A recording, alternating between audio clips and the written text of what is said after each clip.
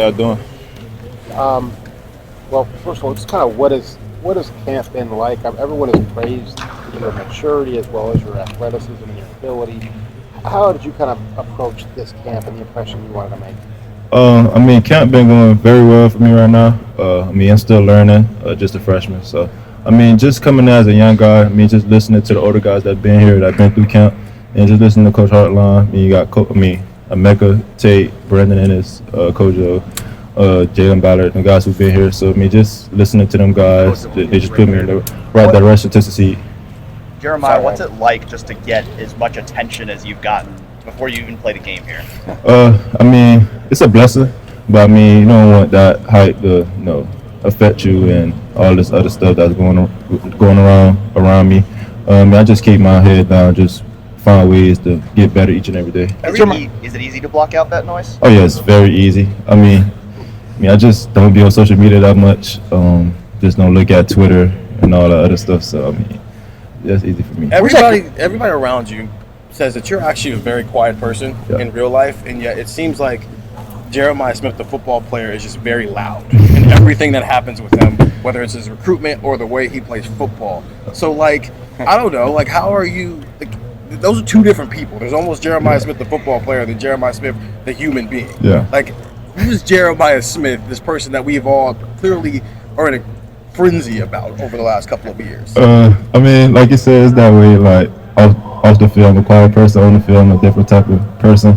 But just a quiet person who just all about his business. That's all I can say. So, when did you realize the craziness that came with you? What age did that happen? And you realize, okay, this is a lot that I have to kind of deal with here and navigate through. I say after my sophomore year of high school, that's when things started getting. What happened that kind of? Just how I was playing in high school and the attention that I was getting, and it just got crazy my senior year. I just had Ohio State fans coming to my game, and I was like, whoa! I never had that happen. No other school, just Ohio State fans came to my game. That was wow, that's crazy. Do you you're quiet, but also, do you like that? Do you want everything that comes with being who you are? I do, but at the same time, I just like to be a normal person. Yeah. I don't really like attention. Well, when you get on the field, are you a showman? How would you describe it? It's kind of like your art form, isn't it? Yeah, on the field, I'm a little bit more chippy, a little bit, but sometimes I still be quiet on the field. Where's the competitive part of you? When did you notice that about yourself? About it? Oh, I've been had that in me since I was 8, 9 years old. It happens. Just how I am, how I was raised, just to be competitive. That's the reason why I chose to come to Ohio State, just to compete each and every day against the best DB group in the country. That's what I wanted to say. Has it been enhanced the last several months? Going against Igbenogson and then Denzel Burke, etc. Oh yeah, for sure. Just going against the two guys, the best two DBs in the country. That's the reason I came here. Just going against guys just made me better each and every day. Yesterday there was a play, the fourth down play in the red zone, where he collected it, and he went nuts, and you didn't say a word. And then a few plays later, you caught one on him. It was far down there, but I couldn't see. You didn't say a word then either, did you? I did. I said when he said when he deflected the ball, he said, "I'm here." I said, "Okay, I'm gonna be back." And I said, "I'm gonna be back." Then when I made a play, I just walked off. That's it. When you caught the ball, what did you say to him? I said, "I told you I'm coming back, right?"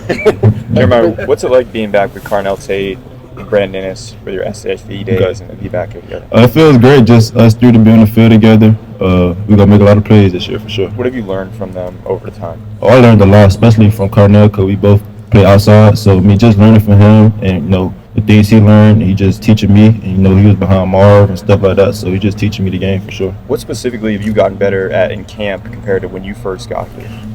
I say my footwork. That's the biggest thing. Me and Coach Hartline was looking at. That's one thing I need to get better on. So, I just worked on that in the off season and just got better over time. What instilled your work ethic in you? What instilled my work ethic in me?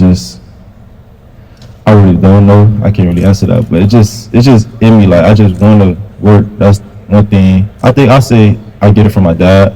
My dad really the reason why I work so hard, because since I was 8 years old, he just wanted me to just work and be the best at what I do. So I say I get it from my dad. Have you seen the clip of Ryan Day like on signing day when weren't sure what was going to happen, he kind of buckled. What did you think?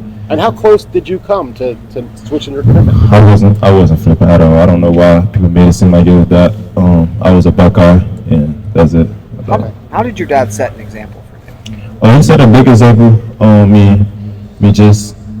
I ain't gonna say it was only just my dad. It was me. I have a cousin named Geno Smith, who played for the Seattle Seahawks. So I looked up to him as well. I mean, seeing what he was doing at West Virginia with Taylor Austin and Stedman Bailey. So I mean, he was a motivation for me. And just all the guys that grew up before me in Miami Gardens area, Broward area for sure. I mean, just looking up to those guys like I say, Brandon Ennis for sure. He was a class ahead of me, so I seen the things he was doing in 8th grade, and I was just like, whoa. I mean, that's something I want to do. What do you think about the expectations for you? I mean, I had Chris Carter on my podcast a few weeks ago. He thinks you'll be a factor from the first play, first day, first game, etc. Those are big expectations. What do you embrace those? I really don't. I mean, I know it's big expectations for me because, number one player in the country coming in and all the hype around me. So, I mean, I just try to block out all that stuff and just focus on the main thing, just the team and our receiver room and the locker room. And, just first game come, if I don't, see the expectations that y'all have for me, I mean, I don't really care. I just want to go out there and win a game. That's it. How much of a confidence booster is it for you when people like Chris Carter or Marvin Harrison Jr. are saying this guy could be the next great receiver at Ohio State? I mean, it's something great.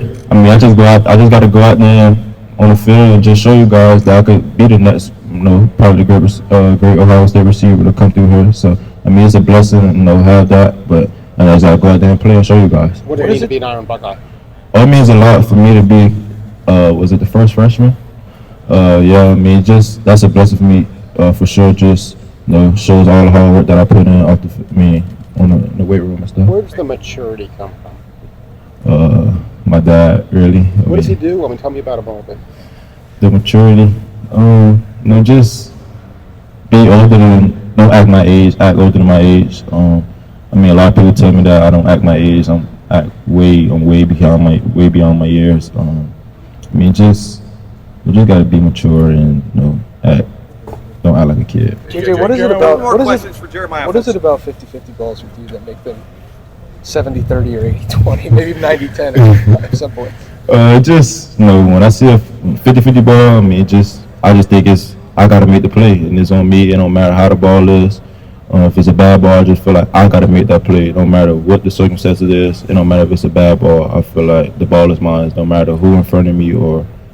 No matter. Where did that knack of getting between the ball and the defender come from, though? I mean, that kind of sets you apart, in my opinion, in a lot of ways. But have you always had that knack? Oh, yeah, I did. I always had that knack since I started playing receiver at 8 or 9 years old. I just found a way to, make sure that ball is mine when it's in the air. I just got to always find a way to make my quarterback look good. How's Will Howard look to you in camp? Ryan was saying Will Howard looked more in control, more comfortable. What have you seen from him since spring? Oh, yeah, for sure. He definitely made a big jump from in the spring. I like his confidence. He's starting to talk a lot of mess on the field. Yeah. And I like that about my quarterback. I love quarterbacks who like to talk and, just get around his players and make them feel good about themselves. When does he talk? He talk on the field.